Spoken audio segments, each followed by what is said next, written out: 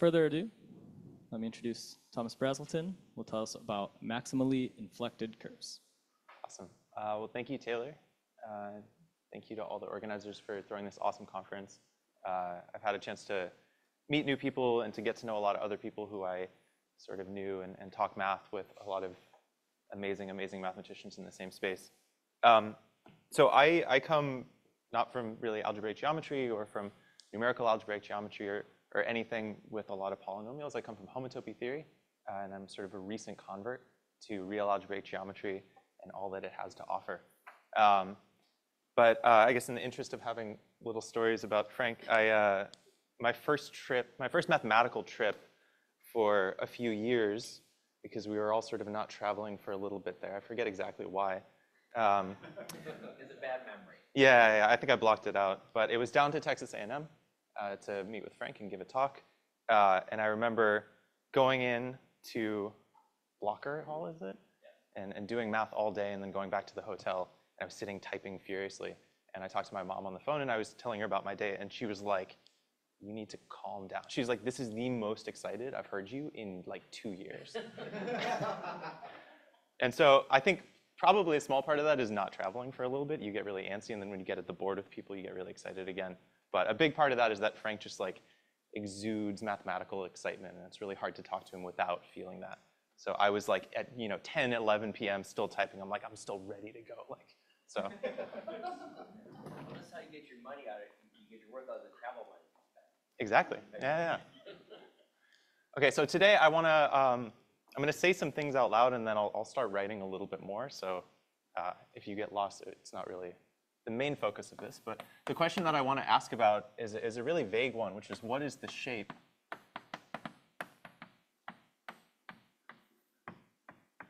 of a real curve? And let's give the degree a name. Let's say maybe of degree d. So for example, if I drew an elliptic curve on the plane, I could have something that looks like this, or I could have something that looks like this, and these topologically look very different. And this question sort of dates back about as far as mathematics goes. We have the capacity to add things, to multiply, to scale them. That leads us to polynomials. And then we start to visualize polynomials, and this is one of the first things we do in high school, is real algebraic geometry. Newton, yeah. And we start looking at y equals mx plus b and things like that and studying these sorts of curves. So in a certain sense, real algebraic geometry is one of the first things that we bump into. And one of the very first problems, which is what do curves look like, what do polynomials in two variables look like on the plane, is somehow still completely wide open. And I consider it one of the great open problems in mathematics. Newton classified cubics. Newton did classify cubics. So if we go back, we can look at certain degrees. So d equals 1, that one's okay. We have lines. These sort of exist in nature, whether we like it or not. For d equals 2, again, if you look over the complex numbers, things aren't quite so interesting. We understand how curves look over the complex numbers. But d equals 2 is sort of the first interesting case over the reals. And it was back to the ancient Greeks and other civilizations like that who understood these were conic sections. For d equals 3, like Frank says, Newton was classifying these. But even before this, the ancient Greeks knew that if they had access to cubics, they could solve certain problems that they couldn't solve with conic sections. For example, the Delian problem of doubling the cube is not solvable with conics, but if you have access to certain degree 3 things like the cissoid of Diocles, you can solve these sorts of problems. But in general, a total classification of these curves and what they're allowed to look like topologically isn't known. But one sort of granular invariant you might look at is what is like the number of different components of this thing over the projective line. And this has one connected component, and this thing has 2 connected components. And what Harnack tells us from the 1800s is that you have a maximal number of connected components. I don't want to write so much because I don't want to go on a tangent. You have a maximal number of connected components. It's the genus of the curve plus 1, and these things are called M curves. And M curves, I'll give a fake definition. This is when you have the most connected components over the reals. And so these were invented in the late 1800s. They've been studied steadily for 150 years now. There was a paper of Bernd Sternfels, who was here earlier in the week, Mario Kummer and Raluca Vlad, within the last month or so, where they were talking about M curves. So this is still a very active topic of discussion. So this whole story is when Hilbert formulated his 16th problem, it was for arbitrary curves, but studying M curves and things like this, you generally expect them to be smooth. But one of the other things that we see in high school algebra is these curves that are not defined by a polynomial in x and y, but are rather given parametrically by something in t. And this, in algebraic geometry, is the discussion of rational curves.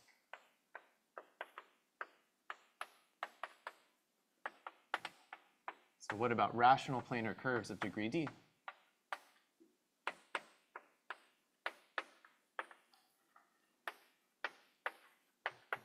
And by this, I mean something that looks like this. So I'll go from P1 to P2. You can do this over any field, but we should really think about all this happening over the reals for our purposes. And I'm going to send this to some polynomial f of st, g of st, and h of st, where all of these are homogeneous of degree d and they don't share any common factor. Okay. So if we think about what M curves are is when like the most is happening over R. So if we want to study rational planar curves, again, this is a really hard problem, but we might look for the most is happening over the reals and try to study something like that. So one thing you could look at is when the curve has an inflection point. So a curve C has an inflection point, or we'll just say a flex. And the inflection point occurs when you graph it on the plane, but this is parameterized, so I might just tell you what time the inflection is happening.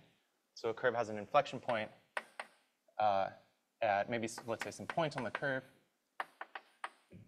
If the tangent line to the curve meets C, now the tangent line will always meet to order 2, so I'm going to ask that order to actually just be bigger. So order greater than or equal to 3. And if we remember again from calculus, when I have a curve and the second derivative vanishes, this is what's happening. This is what we're calling inflection. And if we computed the multiplicity of that intersection, we would see that it's maybe 3 or something in that example. Okay. So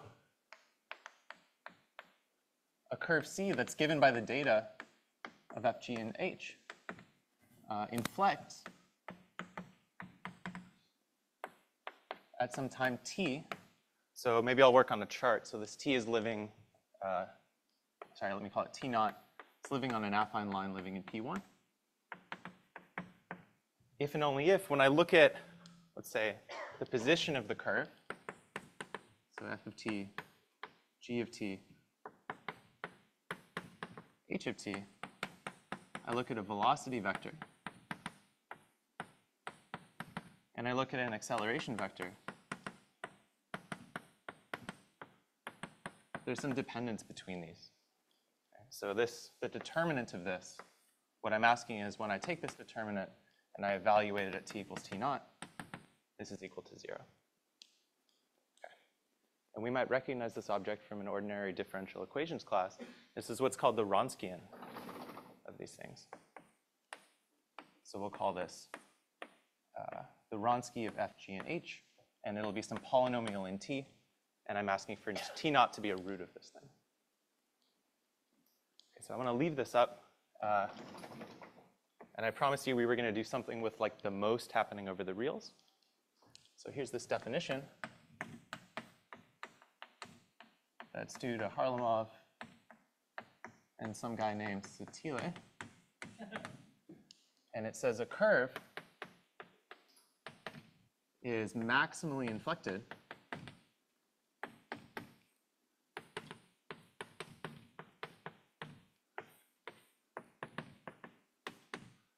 if all of its inflection points, sorry, let me say,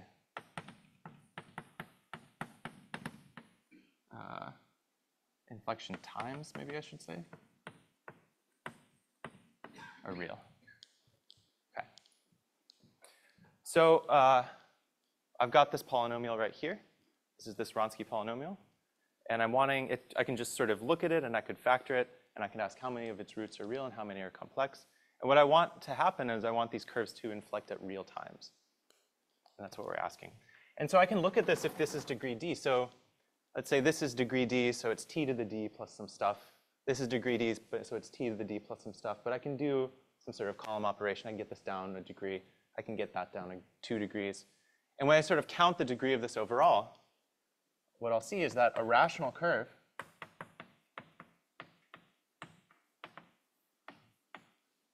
of degree d has 3 times d minus 2 flexes. And this is counted with multiplicity. Right? So if I base changed over to c, I might have a complex conjugate pair of flexes. It's very, very hard to draw.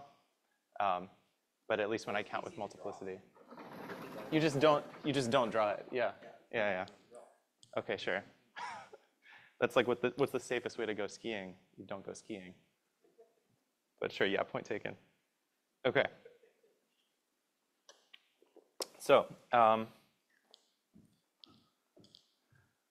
so what we're really asking for a maximally inflected curve, I can always define a curve for you over C, and I can have this sort of behavior. But it's not clear that anything like that will have real roots. If I give you a real polynomial, it's not ever clear that the Wronski has real roots, right? You'd have to sort of construct by hand to see that these curves even exist. I gave you a definition, but we should really cook up ones that do exist. And let me also just make a comment that this whole thing extends to higher dimensions, right? I could look at a curve valued in PR, and then I could take that bigger thing where I take even more derivatives and I ask that to vanish. We might call that a ramification point rather than an inflection point. But everything generalizes to higher dimension. I'm going to stay with planar curves for the purposes of this talk. We do call them flexes, yeah. Okay, so I have this data. My curve is given by the tuple of polynomials f, g, and h. And I want to study something about the topology of this. And I want to study sort of what it looks like. I want to see where the flexes are occurring. I want to study rationality of the flexes. And one thing I notice is that this sort of thing is insensitive to taking the curve and just sliding it over or maybe turning it, right? And what I see is if I do a column operation on this determinant, that'll change the Wronski up to a scalar. But what that corresponds to is doing a projective transformation on P2 for the curve. So it's moving the curve around and doing something to it, but it's not really structurally changing the curve. So it's insensitive to those sorts of things. So I'm looking at that tuple, and I sort of care about that tuple only up to column transformations, right? So it makes sense to think about this not as an ordered list of polynomials, but really as a 3-plane of polynomials in a vector space of polynomials. So I think about these, all of these live in global sections of O of D over P1. And what I should think about instead, potentially, is let's think about these as a span. And this now lives in a Grassmannian of 3 planes in this vector space.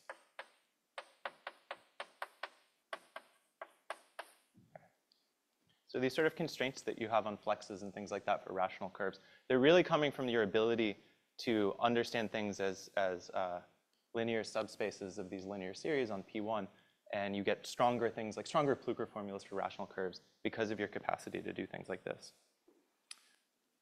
Okay.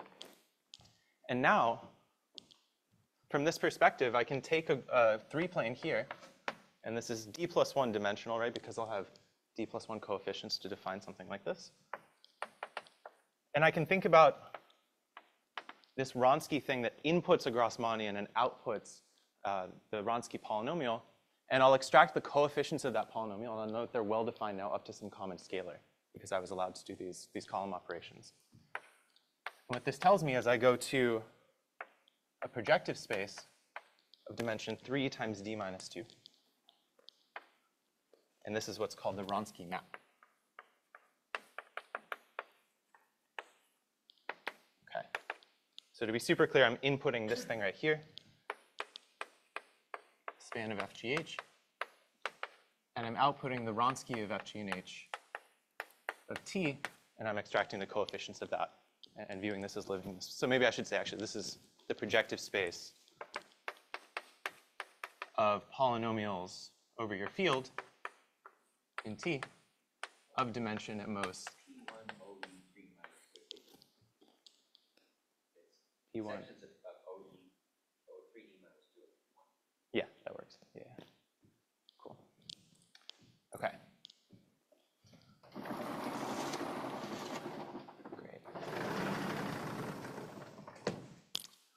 so let's fix some time T naught on P1. And let's ask the following question.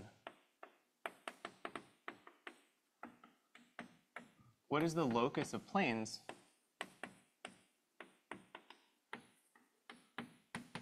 in GR 3D plus 1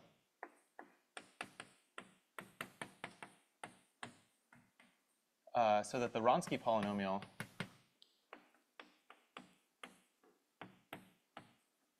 has a root at T naught? So I fix some T naught, and I'm going to look at all the things in the fiber where when you take the Wronski polynomial, it vanishes at that. And what turns out to be true here, the answer for this is given by the vanishing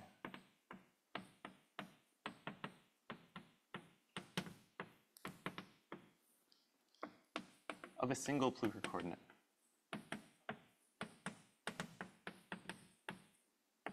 I believe the word for this is that it's a simple Schubert condition. Is that the right? Yeah. In other words, I take my Grassmanni and I embed this in projective space by the Plucher embedding.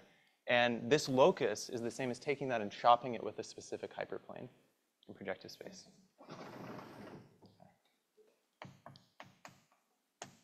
So every time I fix a potential root for the Wronski, I'm cutting the Grassmanni with a hyperplane. And I'm also prescribing you a time where the associated planar curve would flex. So this leads me to the following observation, that the following are all in bijection.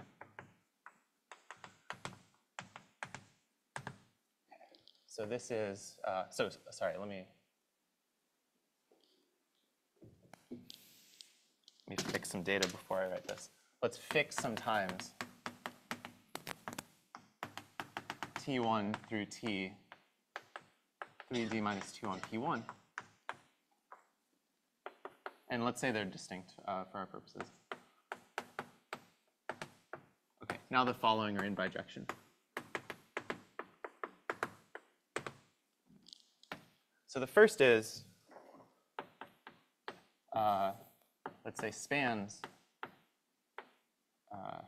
of things like F, G, and H living in the Grassmannian 3D plus 1, so that the Wronski polynomial F, G, and H is equal to maybe some scalar multiple of the product of the T minus Ti's. So I fixed all of the possible roots for my Wronski. It's also in bijection with planar curves, P1 to P2, again given by F, G, and H.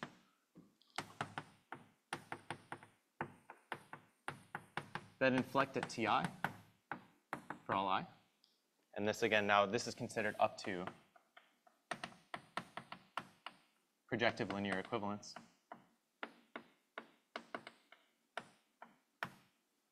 Okay. What else are we in bijection with? We're also in bijection with the size of the fiber of the Wronski map, GRD3 plus 1 to P3D minus 2. Okay, so why is this? When I fix these times, that's giving me a point in here corresponding to this polynomial. And again, that's defined up to a scalar multiple. And what I'm asking you is exactly what are the things that map to this under the Wronski? Right? So when I say the size of the fiber of this, what I could also say, if we were over the complex numbers, is I'm asking for the Brouwer degree. If we remember this from if you were awake when I spoke on Wednesday morning. And another thing, I'm running out of space here, is also the degree of the Grassmannian 3D plus 1 as a projective variety under the Plucher embedding. That last dash you have the word is. Because strictly that's a number, not a set. Sure. So no, the next one down. You have a dash for the size of the fiber, and you say is. You actually mean for the points in the fiber. Oh, By actually the points in the fiber, but those last things are. I got it. Yeah. Those numbers are equal to each other. Yeah, the size of the fiber counted with multiplicity is the Brouwer degree over C. Yeah. Sorry, yeah, some of them are bets. Some of them are sets and some of them are numbers. But what is a number if not the size of a set, right? So. At a converse conference, Okay. All right, so what is this number? It counts all of these things. And there's a theorem that's due to Schubert. That's a lie, but I'm going to state it anyways. Okay, the degree of the Grassmannian part is due to Schubert. Yes. Yes. So this is equal to the number of standard Young tableau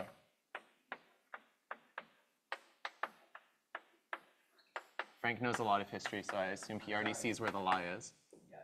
Yeah, I'll say it in a second, don't worry. I know.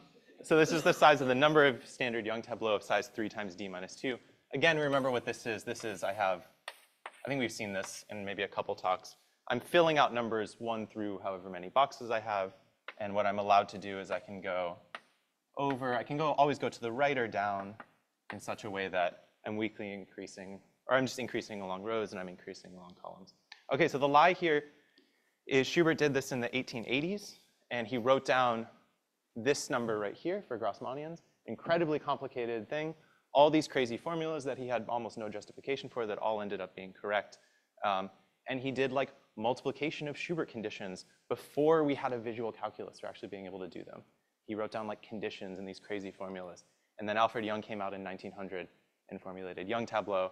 And now this is like, depending on who you are and what you mean by Schubert calculus when you say it, this is sort of the visual calculus attached to intersecting Schubert conditions. Yeah, he wrote down the hook formula before the hook formula. He did. Also the vowel character formula before the vowel character, and he proved it. Yeah, it's awesome. Okay.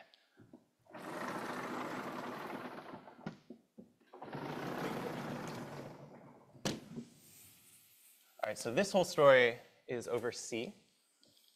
And this allows you to do so many cool things with Schubert calculus. A lot of the problems that we saw on like the conference website and a lot of the talks we've seen over the course of the week had something to do with Schubert calculus. It's a really fascinating area of math if you haven't seen it yet. But the question that, what's that? For example, you're equating or bijecting the size of the fiber of the Ronson map with the green. Yeah. The fact is, problem, are you certain that these are obvious, that they're related, or these are just known facts? Oh, no. No. These are, the sizes of these sets are equal, but that's very different than explicitly giving you a bijection that means something. Or it doesn't make sense. Well, these are all The numbers are equal. Okay. Yeah, yeah. They're collected the proposition, right? It's the reality that the Yeah, yeah. Yeah, this should probably be a theorem attributed to like hundreds of. There's a lot of people involved. Yeah, yeah, yeah. So I'm just calling it a proposition and then not attributing it to anyone. Okay. So I want to talk about rationality here. And so the question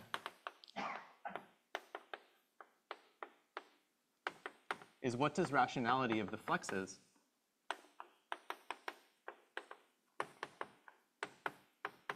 tell you, if anything,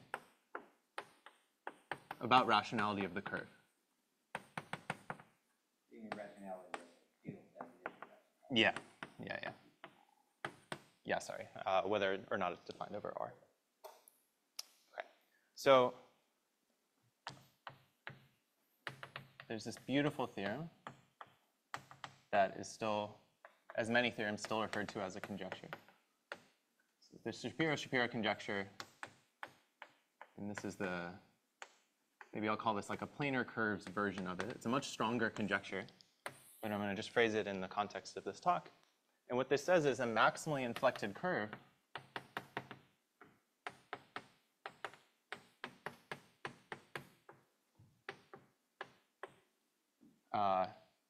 is real. Sorry, maybe the definitions are a little messed up. Let's say, sorry, a rational curve, say CP1 to CP2,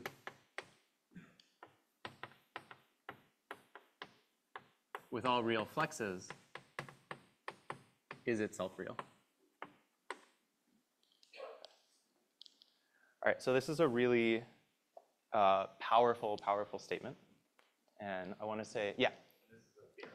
This is now a theorem. Yeah, I'll say a little bit about all the many people in this room that have worked on this thing. But yeah, I so call it a shocking statement. it is shocking. It's just shocking. It is shocking. So what does this mean? So let's take Wronski polynomial of f, g, and h. In T, these are now complex univariate polynomials because they're giving me some complex planar curve. So if this has all real roots, then the curve spanned by f, g, and h, I'll really say f, g, and h define a planar curve, a real planar curve. Okay. In other words, that 3-plane in the Grassmannian is fixed by complex conjugation. So it's not obvious from when I give you a complex curve that you could even graph it over the reals, right? It has complex coefficients. What this is telling you is you actually are capable of graphing it over the reals. And this constructs maximally inflected curves for us. And maybe I should have had that the curve was real in the definition of maximally inflected, right? Okay. What else does this tell us? So when I fix a time, right, I fix some t, I fix a root of the Wronski, this is corresponding to a single Plücker coordinate, and this is giving me a simple Schubert condition.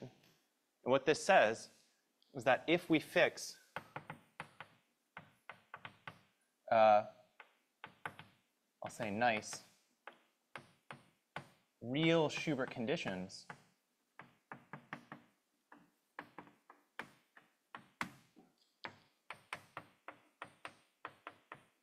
all solutions to the Schubert problem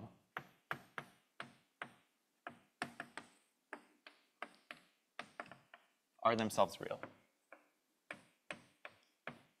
Okay, so I want to give an example of this. We've seen on the conference website, and we've seen in a lot of people's talks this, hyperboloid thing in the lines and talking about 4 lines and 2 lines meeting them in 3 space. And I think in most of the cases where this comes up, this is like a lie. Like we're doing the same thing that we always do in algebraic geometry is we like describe something over C and I graph it over R and I pretend like, oh yeah, it works over R. What this is telling us is that if I actually take 4 lines in RP3, so actual lines in RP3, I know that if I base change to C, I have 2 complex lines meeting them. What this is saying is that if I picked those lines sufficiently nicely, and for the experts, I want them to osculate a rational normal curve in P3, so I want them to be tangent to a rational normal curve. If all 4 of them are tangent, then the 2 lines that meet them are themselves defined over the reals. Okay. All right.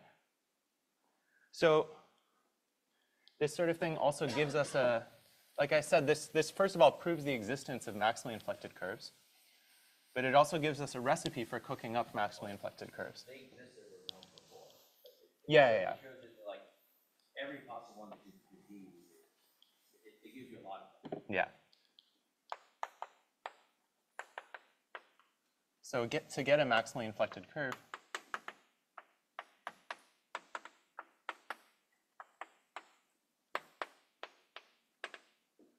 I'm first going to fix some real times. So T1 through T3D minus 2. And then I'm going to solve a Schubert problem. And this is, I'm going to throw some notation here. This is the Schubert problem, the simple one attached to a flag oscillating a rational normal curve at time T1. And I'm going to intersect with all of these. So x squared f bullet T3D minus 2. And what this tells me is that all of the preimages are going to be real. All the solutions will be real. So I could solve this. I don't have to solve this symbolically. We could solve this numerically. And we could find something that has a little extra fuzz in the complex direction. We can just truncate it and graph it, and then we're good to go. OK. So like we said, this is now a theorem.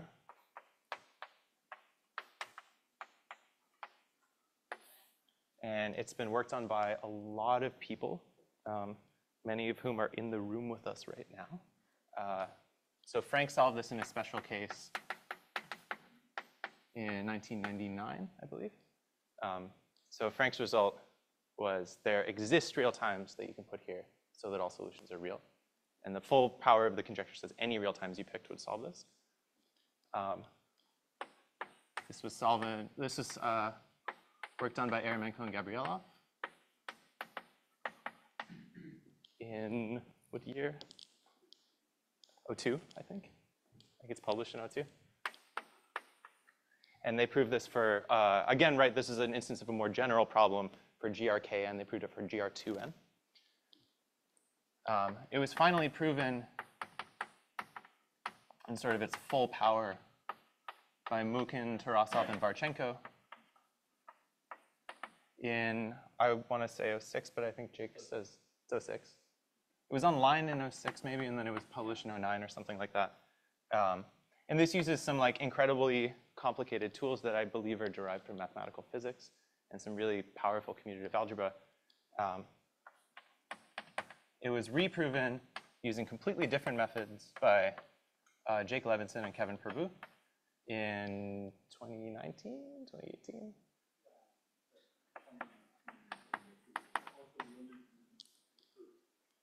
Yes, yeah. But Jake's being modest. It's an awesome paper. And also, I think Stephen Karp and Kevin Prabhu are working on related things. Related, but it's a different proof. Yeah, they have two papers that. I mean, yeah. This has been proven many times. Yeah. I mean, all very different, all pretty fascinating. Yeah. Okay. So.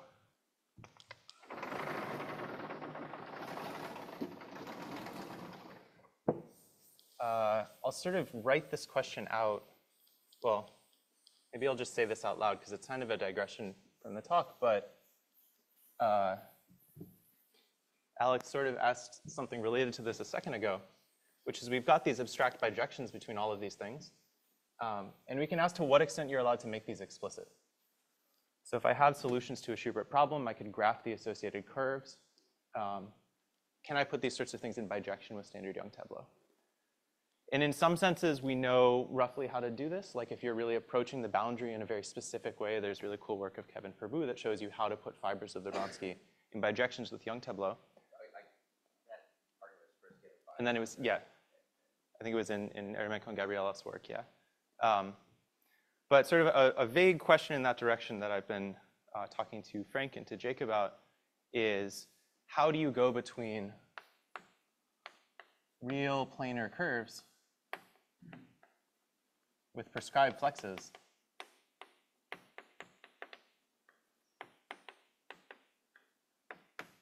in standard Young tableau by 3 times d minus 2, let's say. Okay, so what do I mean by, so if I'm sort of near the boundary, I can solve for the Schubert conditions. I can set things in bijection with Young tableau. I can move everything over to get to some position that I might want. And like, if I look at a curve, I could try to maybe like homotopy continuation away from the boundary, figure out what it's being tracked to. And you can do all these sorts of methods. But what I personally would really like is I draw you a curve. Can you tell me the tableau associated to it? And more generally, if I give you a tableau, I think this is the far more interesting direction. If I write out a tableau for you, can you interpret it as a recipe to draw a rational curve of a given degree? And I think in general, this is a really hard problem. It's very hard to know when the curve has to self-intersect. Right? If I'm sort of, as I go along the curve, I have to hit some flexes and I have to inflect at certain times. And if I'm going to go cross myself, do I inflect before I do it? Do I inflect afterwards? Not really sure. And in general, it's also really hard to draw a curve because you have to bend it enough times to have that given degree, but you can't bend it too many times because you violate Bézou's theorem. So there's some, I think, really interesting pictures to be drawn here and a lot we don't know. All right.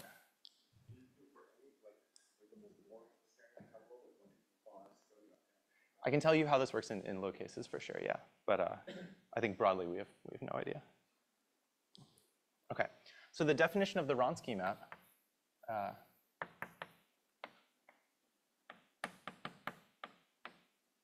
We didn't really use any complex structure to define this. So this Wronski map that goes from a Grassmannian of, let's stick with the planar thing. Actually, let's do this more generally. Of k-planes in n space going to projective kn minus k space. This is a map Over the complex numbers, it's between complex manifolds of the same dimension that are smooth and compact. Over the reals, they're also smooth compact manifolds of the same dimension. And this is a very nice map. It's finite, it's proper, it makes sense in a lot of contexts. You could talk about this over other fields if you like. Finite as a map over that's Yeah, it's finite over Z. Yeah, yeah. it's like infinite. Yeah.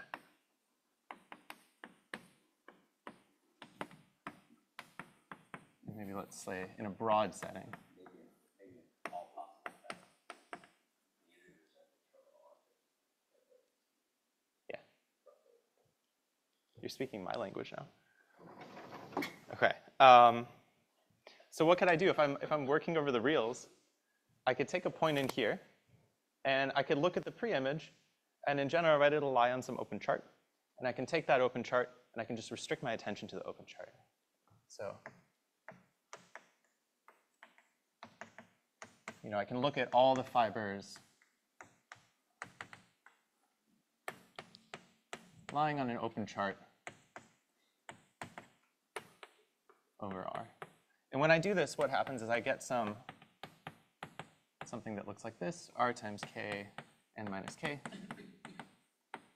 And I get an induced map here. And what I think about is that I've got some regular value.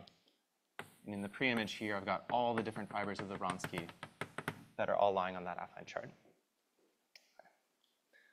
And I made some choices by doing this, right? In general, these sorts of things won't be oriented, and they won't often be oriented at the same time when they are. And what happens is, when I make this chart, I need to tell you, when I hand you R2, I'm telling you which way is up on the plane in some sense, right? And by picking these things, I've also told you which way is up. Because I could have picked it this way, and I could have asked Frank to pick charts, and he might have swapped the x and y axis. He might have called what I called yx and called what I called xy. So whatever sort of computation we get, we should remember that it's always only well-defined up to some orientation data.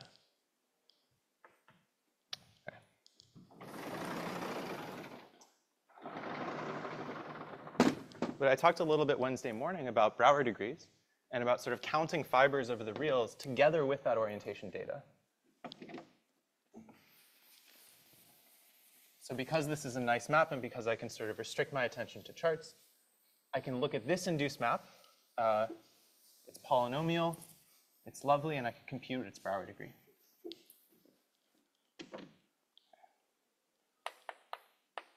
And this has been computed by Gabrielov and Eremenko.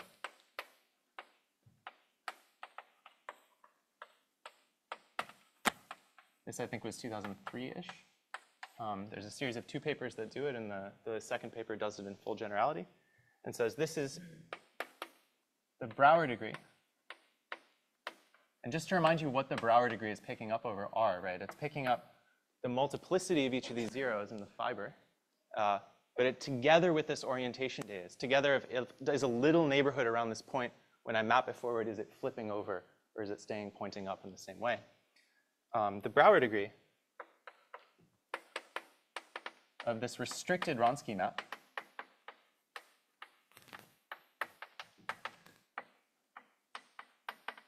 is equal to, there's 2 cases.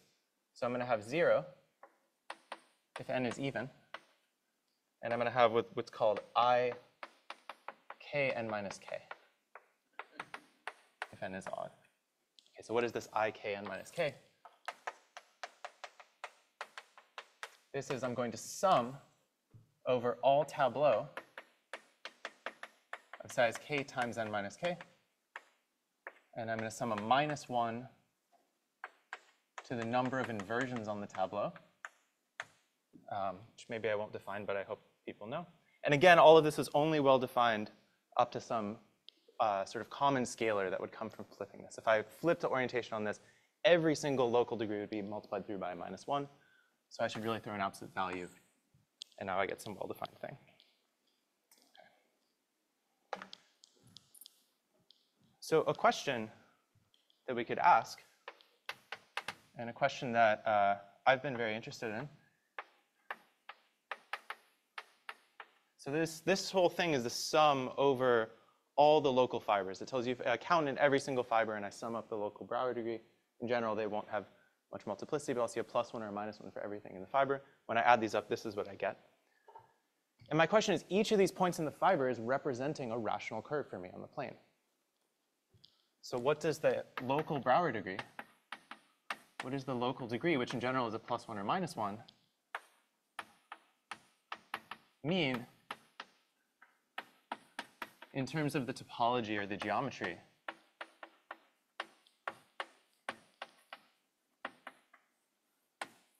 of the associated rational curve?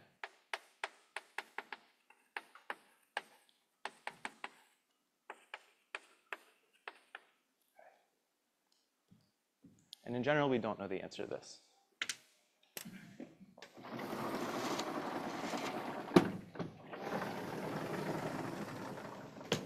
So I'll say sort of one thing about this. Sure, yeah. So like, yeah, I guess, is there a connection? And then so what is it?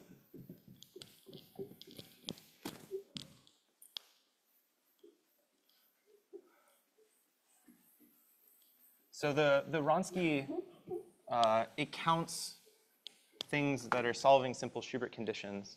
And what these simple Schubert conditions can be reframed is you're sort of intersecting an appropriate number of planes of the right codimension that osculate a rational normal curve. So there's this, one of these examples is you're counting lines meaning 4 lines in 3 space. You can count lines meaning 6 lines in P4. All of these sorts of things can be reformulated in terms of computing the degree of the Wronski. So a theorem that I proved towards this direction is that the local degree of the Wronski, I'm going to phrase this in a really vague way, but it's a determinantal quantity in the Plücker coordinates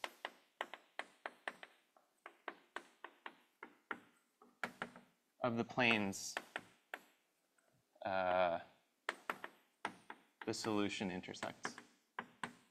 Again, this is super vague. This is not a theorem in the way that I've stated it. You can make this precise. I really don't want to because it'll get really nasty. But I'll give you an example of what I mean by this.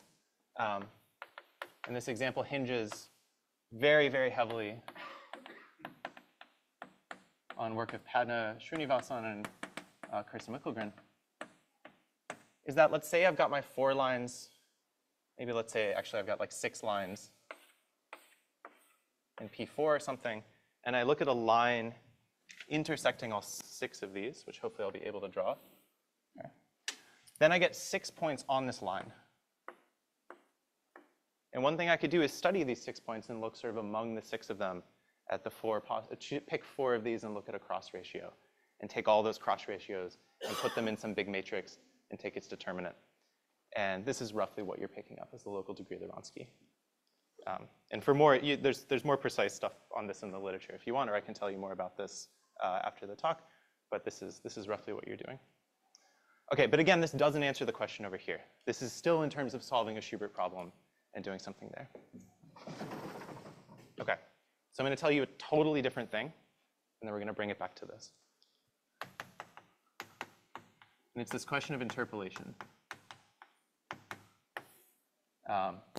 So how many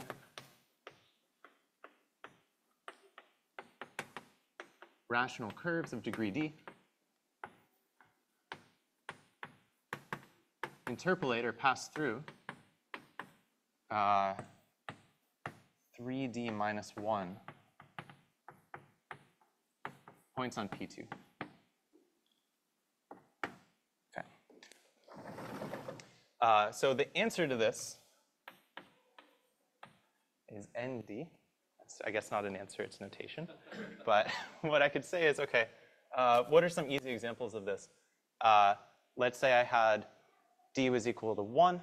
I'm asking how many lines interpolate. Should this be 2 points on the plane? How many lines pass through 2 points? That one I think we can figure out. This is 1. Let's say D is 2. I'm asking how many degree 2 curves, how many conics interpolate 5 points on P2? Well, 5 points uniquely determine a conic. So this is also equal to 1.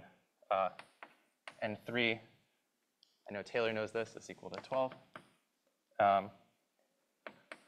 And N4 is equal to 620. And then you can sort of keep going. I was really hoping one of these was equal to 60, because that would be a really fun part of the talk, but that sadly didn't happen. OK, so Kontsevich gave recursive formulas for these using tools from Gromov-Witten theory. And this sort of goes very deep into the realm of mathematics. But again, this conference is about, or at least today, is about real algebraic geometry. And this story is taking place over C. So you could ask, what happens over the reals? And if we look at this N3 problem, if I go over R and I take 12 points on RP2, I can ask how many rational cubics interpolate these. And I think we'll hear a lot more about this story in Kirsten's talk next. But I can have 8, 10, or 12 cubics interpolating 12 points. Or sorry, interpolating 8 points. And this really depends on the placement of the points. In other words, if I summed over the curve C, so this is C of the right degree, interpolating 3D minus 1 points, if I summed a 1 every time I see a curve, which is a fancy way to say I'm counting the curves interpolating the points, I don't get a conserved quantity. So when you see something like this and it breaks over R, what we know is now, I think, is you should, instead of summing a 1 every time you see an object, sum something else about the object. And it's a theorem that goes back to Welschen-J that I can take a certain invariant of the curve and get a well-defined sum here. And what I'm going to do is I'm going to take the curve and I'm going to take -1 to the number of isolated points of C. And I'll say what that means in a second. And the theorem is that this is well-defined. In other words, it's independent of the choice of points that you started out with, provided you pick them sufficiently generally. OK, so let me draw a couple examples for you. So actually, oh, we're doing OK on time.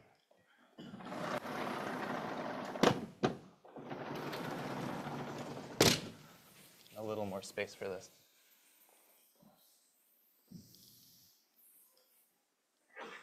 So I should have drawn pictures of maximally inflected curves earlier. I just knew I'd erase them, and then I would be kicking myself at this point in the talk because I would really want them on the board. But better late than never, I guess. So I'm going to draw some for you now.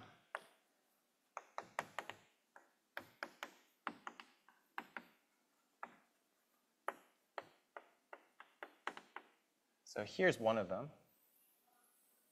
Looks like this.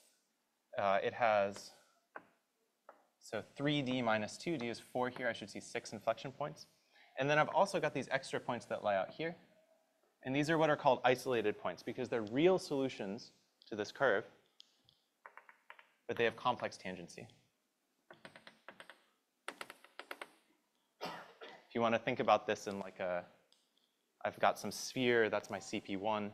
It's sitting in some 4 manifold, that's CP2. And it's coming and intersecting here and then just coming and barely touching RP2 at these points. And then I've got another one that I never quite know how to draw. This looks like that. Got isolated points here and here, I believe. And those are the same points. Sorry, what? These are the same point.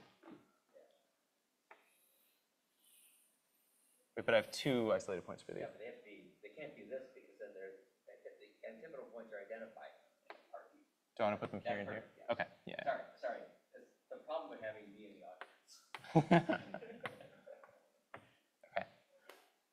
Great. OK, so what do I have here? So what are the Welschen-J invariants of each of these? The Welschen-J invariant of C here is -1 cubed, because I have 3 isolated points. That's equal to -1. And the Welschen-J invariant here is -1 squared, which is equal to 1. Okay.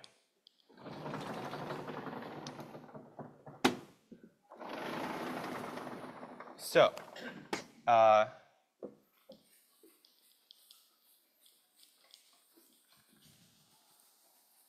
you can set up the Wronski map. You can do it on a nice chart where you have all these things. And then you can compute Brauer degrees. And you can do it with the code that I outlined on Wednesday. And you can find equations for these curves, and you can compute the Brauer degrees at each of these.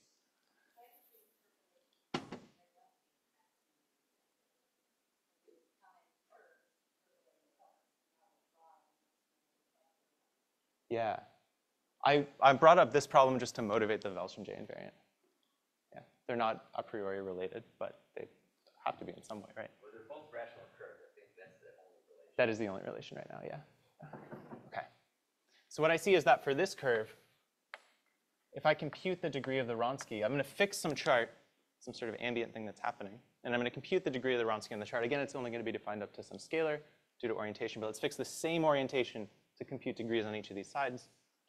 Here I'm going to get a -1, and here I'm going to get a +1.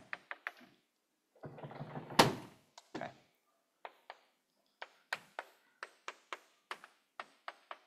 So a conjecture that I've formulated with Frank is the local degree of the Wronski of the Wronski map over R is equal to the Brazelton invariant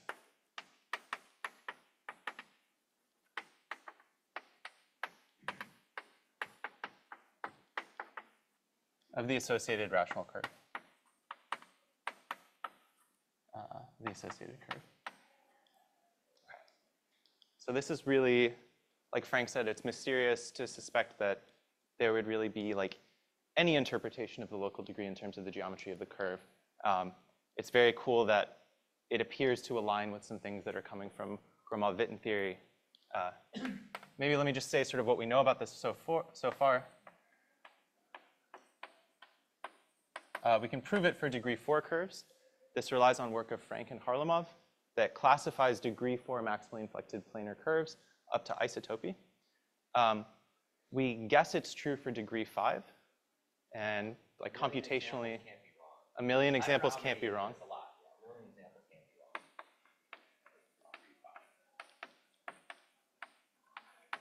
wrong. One of the reasons we can do this here is we understand a lot about the classification because Frank and Harlamov did this. I learned at the start of this conference that Andre has classified maximally inflected quintics up to isotopy, so hopefully we can use that to actually prove it for degree 5. And for degree 6, Well, there's really probably strong true. evidence for degree 6, but numerical issues arise. There's a lot of numerical instability in solving these sorts of Schubert problems over. In the current formulation. Yeah. And this is partially due to the problem with non-standard reality. Yeah. Okay, I'm a little bit over time. I want to say one more thing really quickly, which is if this is true, then I look at in the fiber over a point on the Wronski. So I can look at curves with one isolated point. And I'm going to take minus that because I want to take -1 for each of these. And I can sum the number of curves with 2 isolated points. And I can subtract the number of curves with 3 isolated points. And so on. And what I'll get is the degree of the Wronski over R as computed by Eremenko and Gabriela, if we believe that conjecture. What ends up being true, or what ends up, we have some fairly strong evidence for this, is if you look at the vector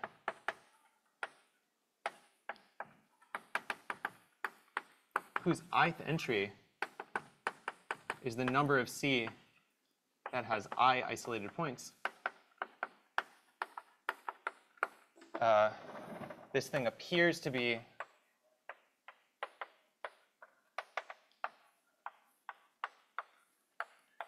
the independent of the choice of flexes.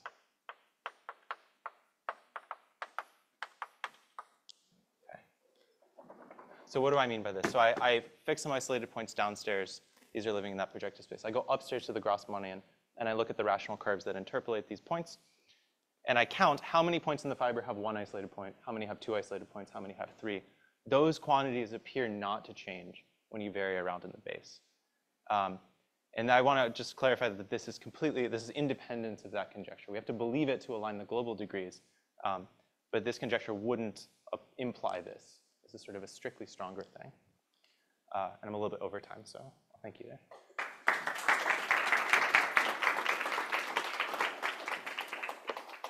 Questions for Thomas? I have a I have a question about the kind of a comment about the bijection between real planar curves with prescribed flexes and standard Young tableau. Yeah. Just if you have a real planar curve with prescribed flexes, you can formulate that geometrically as a Schubert problem, and then you can find the solutions to it. And then I think that once you do that, you could, if you have a situation where the degree is enough, or if you have enough of those, I would think that you could use those to define kind of a dual Schubert problem to figure out what the flags were. And once you know what the flags were, I think you could go back through the forward Schubert problem and use the methods of Prabhu and Eremenko and Gabrielov to get the standard Young tableau out of it. Does that sound like something that might work? It'd be a lot of work. I'm not sure I fully understand it, but yeah, we should talk about this. Let me say it again to you later when we have more time. Yeah, that sounds great. Other questions?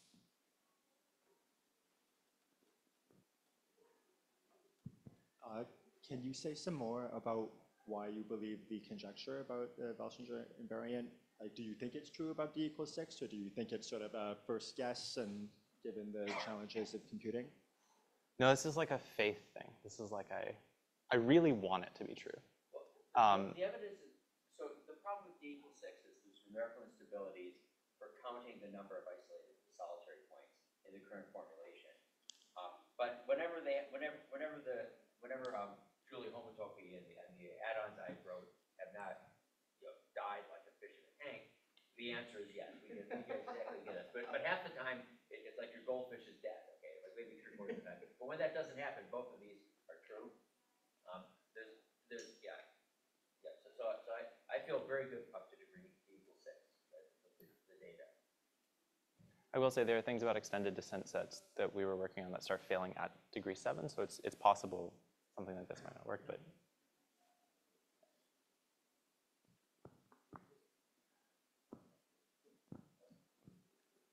Thank you for a great talk, of course.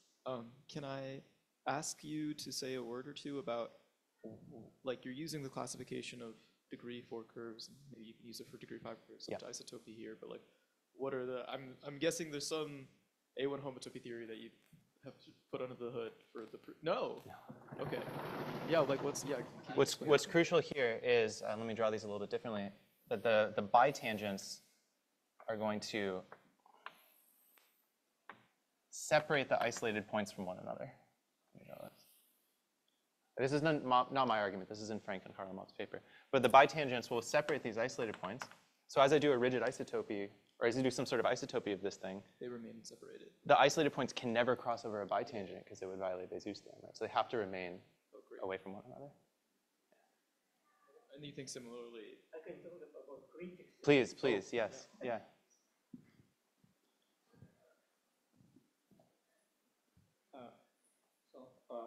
For the quintics, I consider a dual curve, which has lots of flexes, and no dual curve has no flexes, but for each flex of the quintic there is a cusp. So, and this dual curve has self-intersections. So if you mark each point of self-intersection, there are 2 points on the curve, dual curve, on the original curve with the same letter, then you get some chord diagram connecting the same letters associated with the dual curve. So what I proved, it was never finished, never published, is that when you deform the curve, the chord diagram may change, but there is a unique reduction of this chord diagram that is associated with all deformations.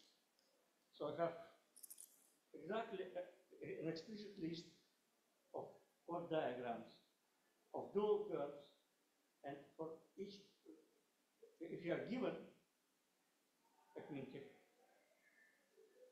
you look at the dual curves, you produce a chord diagram, and you know which which leaf of the Grassmannian you are sitting in. In particular, you can compare it with Frank's boundary classification, which gives you the tableaus. Then you can assign a tableau explicitly to each given curve. So now, when you have a tableau, you know how to count dimension, and you can check this convention. Yeah, but that's an invariant that I was able to produce for quintics. For sextics, it doesn't work because sextics, there are triple intersections in the dual curves. For quintics, there are not, and that's exactly why this invariant works. Thank you very much.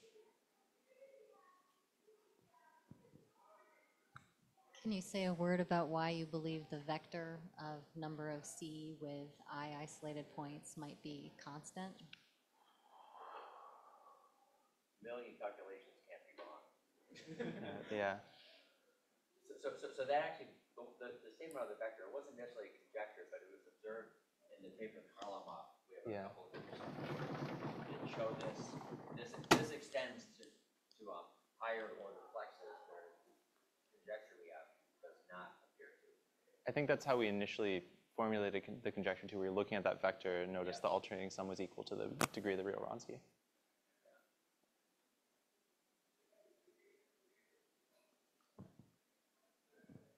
Can you write? There's also some data for 26 of the vector conjecture. Can you write a couple of those vectors down? Do you remember them? Oh, it's on my laptop somewhere. I think Frank D equals 3 and 4. gave a talk at SciAm a while ago and had some slides on that, I think. Okay. Yeah. I'll ask later. Okay. Let's thank Thomas again.